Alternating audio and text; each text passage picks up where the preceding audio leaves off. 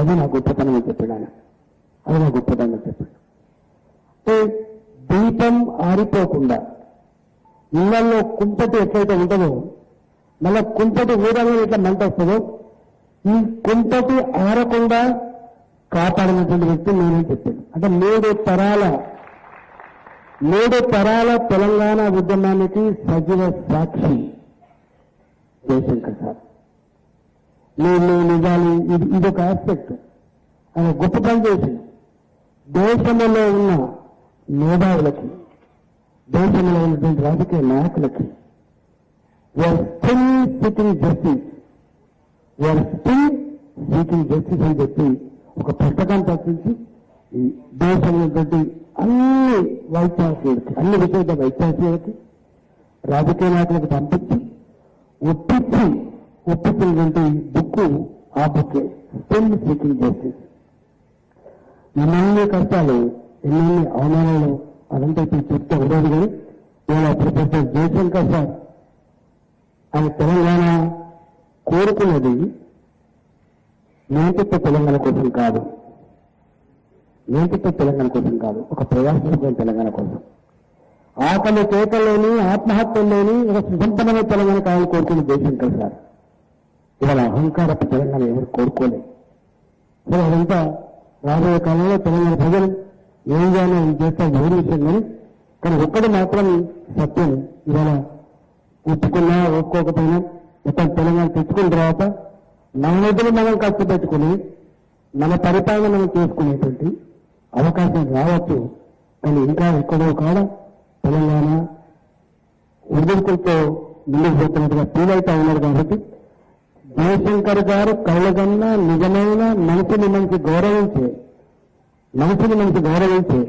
అందరూ తెల్లగా జీవించేటువంటి గొప్ప తెలంగాణ రావాల్సిన అక్కడనే చెప్పి ఆయన చెప్పాడు. వట్టి భౌగోళిక తెలంగాణ మాత్రమే కాస్తున్నా ఇవన్నిటితో కూడినటువంటి ఒక అన్ని వర్గాల ప్రజల ప్రాతినిధ్యత కూడా తెలంగాణ కావాలని కోరుకున్న వ్యక్తి జయశంకర్ సార్. అందువల్ల మనం ఆయన జయంతి జరుపుకుంటున్నాం కాబట్టి ఆయన ఆశయాన్ని మరోసారి అవలోకనం చేసుకొని వాటిని ముందు తీసుకుపోవడంతో పాటు వ్యక్తి కట్టుబడి ఉండాలని చెప్పి కోరుకుంటా ఉన్నా. రెండవది, ఇది వ్యవసాయ విశ్వవిద్యాలయం. వారు ఎందుకో మన సుదీర్ఘంగా చెప్పింది మొత్తం డెఫినెట్ గా ఈ సమాజంలో ఎవరిని వాడే చెప్పుకుంటాడు చరిత్ర. గమ్మతం ఏంటంటే ఎవరిని వాడే చెప్పుకుంటే చరిత్ర బట్ట కాల్చిన చాలా తేలిక, construction is more difficult, destruction is very simple. గుర్తుపెట్టుకో. నేను ఎందుకో కానీ పోకడము కన్స్ట్రక్షన్ కంటే డిస్ట్రక్టివ్ మెంటాలిటీ, డిస్ట్రక్టివ్ ఆలోచనలు చాలా ఫాస్ట్గా పోతున్నాయి. బట్ ఫాస్ట్గా చూస్తున్నారు.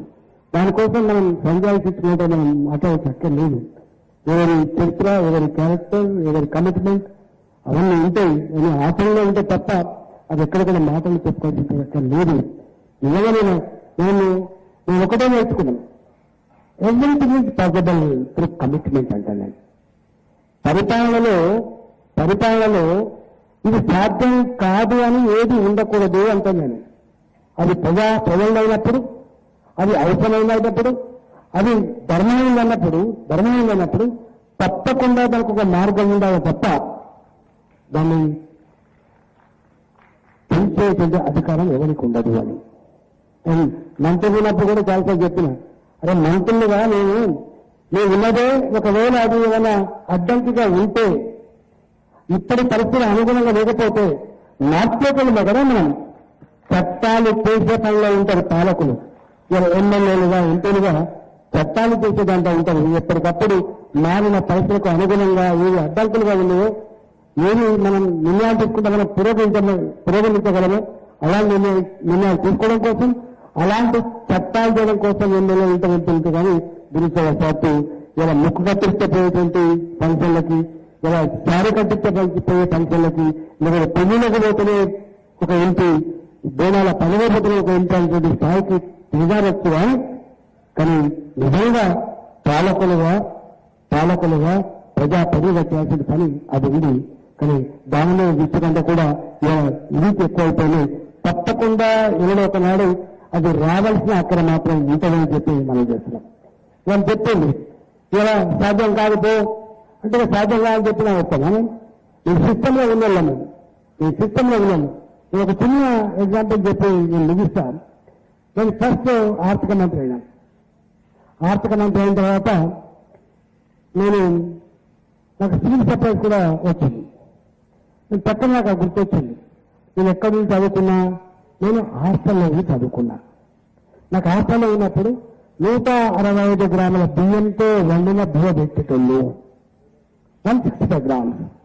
అది నాకు సరిపోకపోతే మళ్ళీ అడిగితే నెత్తి మీద కూడా కూర్చుంటోడు వాడు. నేనన్నా అరే నేను 165 గ్రాముల బియ్యం తిన్నా కదా, తిని ఇక్కడ దాకా వచ్చినా, నేను ఆర్థిక మంత్రి కదా, మీకు ఒక పరిష్కారం కావాలని చెప్పి నేను మొదలుపెట్టాను. అందులో ఆ బియ్య ఎట్లుండదో నాకు తెలుసు. చాలా మంది హాస్పిటల్స్ ఉండొచ్చు, ఉడికని బువ్వ, ముక్కిపోయిన బువ్వ, తెల్ల పురుగులు రాళ్ళు ఊరేసుకుంటూ మిట్టిన బువ్వ, నీళ్ళ చారు పోతే అట్టింటే నా పురుగులను నిండిపోయి నా కళ్ళల్లో రక్త జీరాలు లేకుండా ఇట్లా అనమిక్గా ఉండేవో నేను అనుభవించినాను. కాబట్టి నేను ఇది పోవాలనుకున్నాను. నేను తెలిసిన నా అధికారులు ఫస్ట్ మీటింగ్ తెలిసిన అధికారులు ఇక్కడైతే సార్ అక్కడైతే పెట్టి అరే నువ్వే నటిస్తే చేసి నన్ను ఎందుకున్నారు ఆర్థిక మంత్రి నేను ఆ ఆఫీసర్ నేను కూడా ఉంది పడకరాపో పద్ధతి పడకరాపో అంటే దాన్ని ప్రపోజ్ పడకరాపో అని చెప్తే ఆ ఆఫీసరు వచ్చి సగ్గింత పైసా అవుతుంది సార్ అన్నాడు. నీకేం సంబంధం పైసా గురించి అని నేను అడుగుతాను. ఏ సార్ 650 రూపీస్ అవుతున్నాయి, ఎవరు చెప్పింది లెక్క నేను చేసాను సార్ అంటే నేను చక్కగా తీసుకున్నా. ఎందుకైతుందా నువ్వు ఏం చేస్తున్నావు అని చెప్పి అడిగాను. నువ్వు దొడ్డు బియ్యం జాగాలో సన్న బియ్యం పెడతాను, దొడ్డు బియ్యం జాగాలో సన్న బియ్యం పెడతాను. దొడ్డు బియ్యం ఖరీదు ఎంత, సన్న బియ్యం ఖరీదు ఎంత అంటే సార్ 4 రూపాయలు తేడా సార్ అంటే ఇంత quantity of rice into 4 rupees how much amount అని 80 కోట్లు. 80 కోట్లతో మొత్తం తెలంగాణలో గవర్నమెంట్ స్కూళ్లలో గవర్నమెంట్ హాస్టల్లో బీపీటీ సన్న బియ్యం అన్నం పెట్టగలుగుతున్నాం. గుర్తుపెట్టుకోండి. ఎందుకు చెప్తాను మాట, ఇది మనం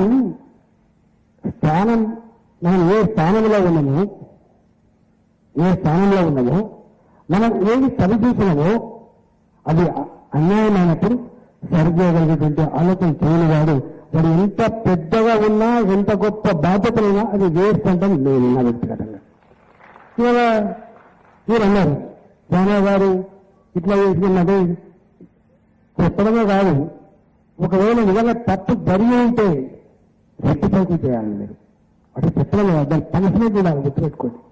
ఏది పైసా చేస్తే నష్టమైనటువంటి సిస్టమ్ మంచిది కాదు. ప్రతి పైసా చాలా ఇంపార్టెంట్. నిజంగా ఎవరు చేసిందో రికవరీ కూడా పెట్టాలి తప్ప అంటే చెప్పేది పెడితే లాభం లేదు. గుర్తుపెట్టుకోండి. నేనంటున్నా ఇప్పుడు మంచి అవకాశం వచ్చింది, డబ్బులు గవర్నమెంట్ ఇస్తుంది. నాకు తెలిసి ఈ తీసుకపోయి ఆర్థిక మంత్రిత్వ శాఖలో ఇస్తే ఏమంటారో నాకు తెలిసింది తెలియదు. అంటే దేనికోసం కావాలో బిల్లుల కోసమా అంటారు. నేను వాళ్ళు చెప్తున్నాను, ఈ డిపార్ట్మెంట్ గుండెకాయ లాంటి డిపార్ట్మెంట్. గుర్తుపెట్టుకో. నేను వేరే నుంచి వచ్చినాను, ఎంత కంప్యూటర్ సైన్స్ అని చెప్పినా, రాకెట్ సైన్స్ ఎరా అని మీరు చెప్పినా, the era of agriculture only for ever. ఇవాళకి అశేష అన్నం పెట్టగలిగే తల్లి భూతాన్ని మాత్రమే చెప్పగలుగుతా. ఆ భూతాన్ని సిరి సంపదలు ఇస్తాయి, ఆ భూతాన్ని అశేష ప్రజానికి ఆకలి తీస్తుంది. ఎక్కడికి వచ్చినా మనం ఎక్కడి చిన్న మొక్కలు 6 క్వింటల్స్ అంటే గొప్పగా ఉండే చిన్న 50 క్వింటాల్ని పండించే మొక్కజొన్నలు వచ్చినాయి. 60 క్వింటాలు కూడా పండిస్తారు పర్ ఎకర్. ఎక్కడి పెట్టుబడులు నేను సృష్టించినటువంటి ఎక్కడి తెలంగాణ సేన, ఎక్కడి బీపీటీ, ఈ నిరంతరం రిసెర్చ్ లేకుండా సాధ్యం కాదు. గుర్తుపెట్టుకోండి. ఇలా ప్రపంచంలో మనం ఆర్టికల్ రాస్తాము, నేను చూస్తుందో పక్కన ప్రపంచంలో ఏ దేశానికైనా ఆకలి అయితే అన్నం పెట్టగలిగే స్థాయికి ఎదిగింది భారత్ వల్ల. ఒక గ్రీన్ రెవల్యూషన్ పుట్టానాడైనా, ఒక వైట్ రెవల్యూషన్ పుట్టానాడైనా, ఇంకా ఏ రంగంలో ఇట్లా వచ్చినా కూడా అవన్నిటికీ కారణం మీ విశ్వవిద్యాలయం, మీ రీసెర్చ్.